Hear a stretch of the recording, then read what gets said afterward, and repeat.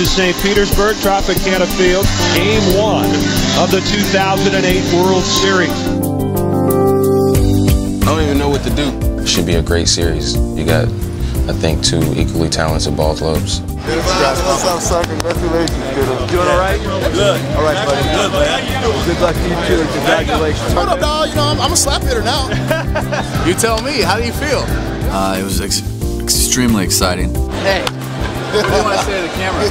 To be part of a World Series is pretty special.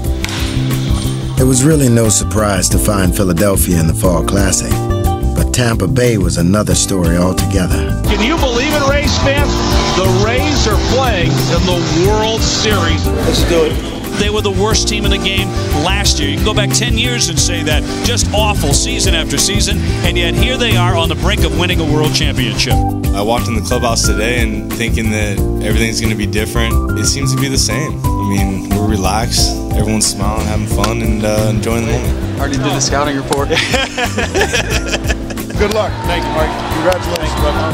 Philadelphia Phillies. They had won World Championship back in 1980. They're in the Fall Classic for the first time since 1993. I'm looking forward to it. Matter of fact, I wanted to get going. Yeah, just trying to keep it even keel, man. Feels kind of like I thought it would be here. And, like, hopefully we can finish it off. Pitching matchup tonight, it'll be a couple of lefties. A pair of 24-year-olds. Scott Kazmir will go up against Cole Hamels.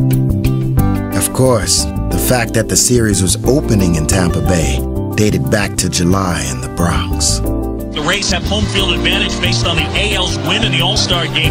15 innings at Yankee Stadium. Winning pitcher, Scott Kazmir. Losing pitcher, Brad Lidge. It was pretty ironic. Me, Longoria, and Navarro, when we were there, we were talking to each other and we're like, you know what, this really might mean something to us. You know, it really did mean a lot because we really played good at home. The Rays were a major league best 57 and 24 at the Trop this year. You're a team in 5. I hope so. The Phillies haven't played on artificial surface, let alone inside a dome, in a long, long time. We haven't played on the turf for like 2 years. Yeah. I believe it's going to be tough for the Phillies to dust it all off and get ready here after a 6-day layoff. You find a way to win. That's all you got to do. We are finally getting ready for baseball here at Tropicana Field. Despite their long layoff, the Phils were hoping to get off to a fast start, and they looked to the man who was on fire early in the season. Here's Chase Utley with a man aboard at first, and the Rays will overshift against Utley. And he bunts toward third with the shift on, but drops it foul. Not a bad idea. It was ironic that he tried to bunt the first pitch, and luckily it went foul, and he worked the count, and he got a good pitch to hit, and he didn't miss it. 2-2 pitch. There's a drive. Deep to right field, going back Zobrist at the warning track, at the wall. 2-run home run, Chase Utley here on the top of the first, and the Phillies strike first in St. Pete with a 2-0 lead. 3 batters into the ballgame. Home run in the first inning did silence the cowbells. You always want to try to score early, especially on the road. You can't get off to much better a start in the World Series.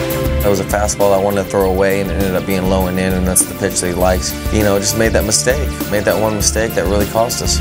To get an early lead, especially for Cole Hamels, you can't ask for something better.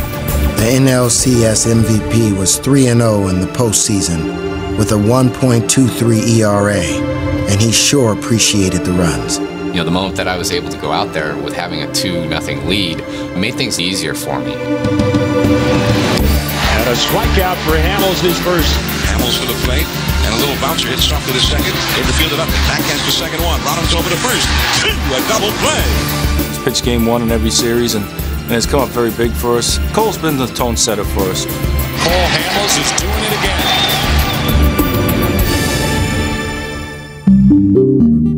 When the Phils sought to add to their lead in the second, the Rays' defense promptly shut the door. The bases are loaded with 1 out for Jimmy Rollins. Popped up, not very deep. BJ! Upton has a gun. Victorino's going to try and score. The throw to the plate. He is out at home! You do not run on BJ Upton. That's the first commandment. Don't test the cannon, boys! Don't test it! BJ's arm had prevented a run. Now could his back create one? With the bases loaded and one out in the third. Upton hit into a 4-6-3 double play his first time up. And Hamels would love another one here. I was able to keep him off balance on his first at-bat, so I was going to try to do that again on that second one, and Phillies made a phenomenal play. Swinging a ground ball, Phillies has got it, fires to Utley, there's one, relay to first, in time, a double play! No! Turn that double play, getting out of the inning without a run. That was kind of the difference maker in the game.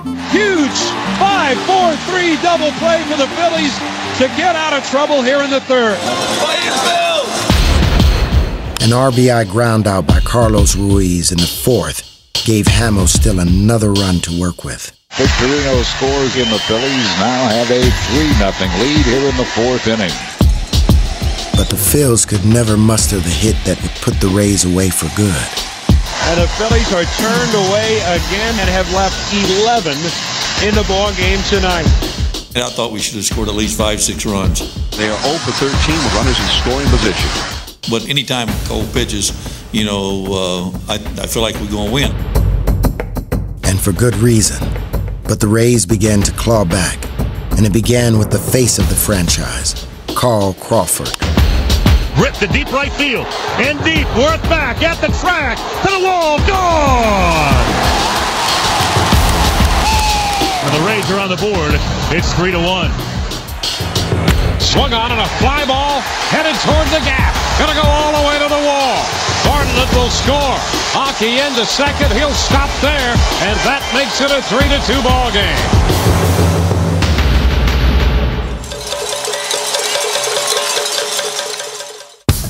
The Rays had swung the momentum to their side, but the man they call Hollywood stuck to his award-winning script. When he does get bothered, that's when he's his best. That's when his fastball gets better. That's when his changeup gets better. Swing and a miss on a changeup. He struck him out. He looks as if he's got 15 years in the big leagues. He's poised, he's calm, he's cool. There goes Pena. They got it picked off to throw to Howard. He throws to second, and he got it. Curveball hit back to Hamels. Nice pickup. And then he underhands to first to end the inning, and that's all for the Rays. It's been 7 strong from Cole Hamels. And now began the bridge to Lidge as Ryan Madson came on to pitch the 8th. I was a little worried about what's going on, but, you know, getting in there, getting my feet wet, and, you know, they were being aggressive, and you got to play out their aggression. Upton swings and misses. He struck it out. Another changeup. And Ryan Madson does the job again in the 8th inning. A 1-2-3, bottom of the 8th. Which left it up to the man who'd been perfect all season. 0-2 pitch. Slider. Swung on. Yes. Strike 3. Back-to-back strikeouts by the dominating Brad Lidge. The Phils were just 1 out away from winning their all-important first game on the road. Their 8th postseason win in 10 tries. Lidge with a 1-2-3 9th inning. And the Phillies have game 1, 3-2. Let's get her, baby! Coming to a game like this, obviously the emotions are running high. It's intense. A lot of adrenaline flowing. Scoring 2 runs early, I think, gave us a real good edge. Cole Hamels was able to be the Cole Hamels that he's been this whole postseason. You come into the big stage like this, you want to put all your heart and soul out there, and that's what we did today. That's what this club has been about this whole season.